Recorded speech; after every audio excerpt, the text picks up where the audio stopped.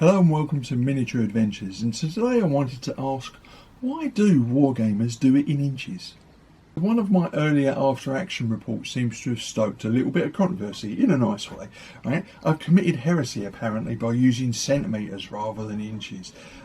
In particular, I used a set of rules that was designed with measurements in inches, and I ended up converting them to centimetres so that I could play the game on a smaller scale. But it's worse than that. I am advocating using both measuring systems with the same set of rules. So why inches?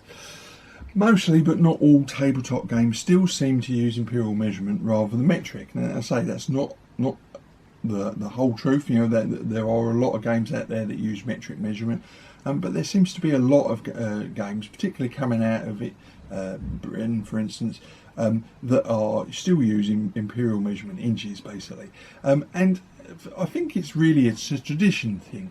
It's the main reason for not flipping over and changing to centimetres, for instance. You've got to remember that modern wargaming is very influenced by its European origins, and English games and rule designers have, from H.G. Wells onwards, influenced the hobby hugely. And of course, many of the books that shape the gamers today, and the rules writers of today, were written by earlier wargamers that grew up with imperial measurements. So we're talking about Featherstones and Grants, etc.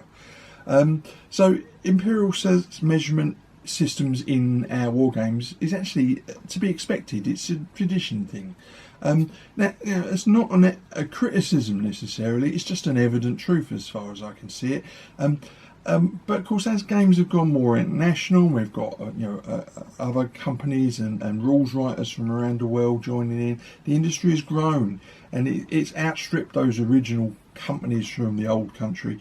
And more are being designed with metric measurement in mind. And I'm one of these people that believes it doesn't really matter what type of measurement you use, so long as it's consistent in the rule set.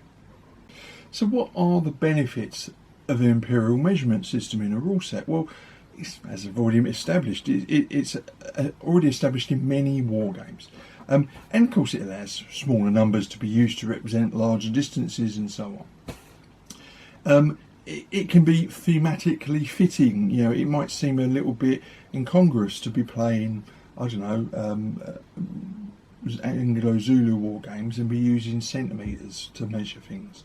And nobody is performing complex mathematical calculations, so simple numbers will be sufficient. But of course, the benefits of metric are that more people now know metric systems than they do the old imperial measurements, and calculations are easier for the majority of people who have grown up under that system. So when is it good to change scales? Now, obviously, I don't use both systems in the same set of rules at the same time. Of course I don't. But when I want to play a game designed with inches, but I want to play it on a smaller scale, I'll happily convert those numbers into centimetres instead. It means that I can play a game designed with inches on a much smaller table, and it's useful when using particularly a small scale. So I use it quite a lot with 6mm. So when if I'm converting from a rule system that is originally designed and best played at 28mm, but I want to play it with my 6mm figures, I'll swap all the sizes down to centimetres, because it just makes everything fit better.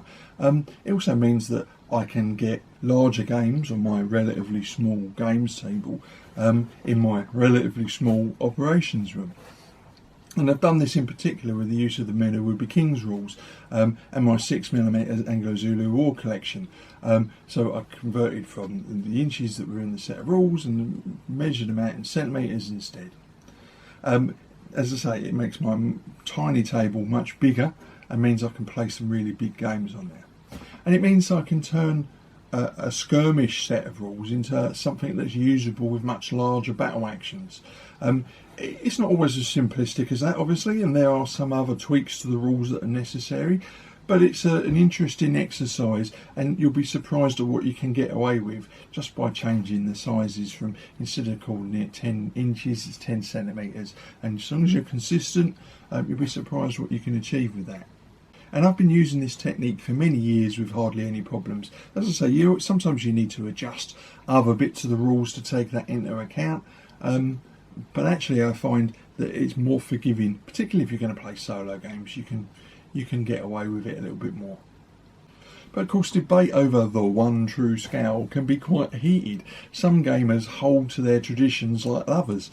I understand that for most games I play, they use imperial measurement, and I'm quite happy to measure my game out in inches.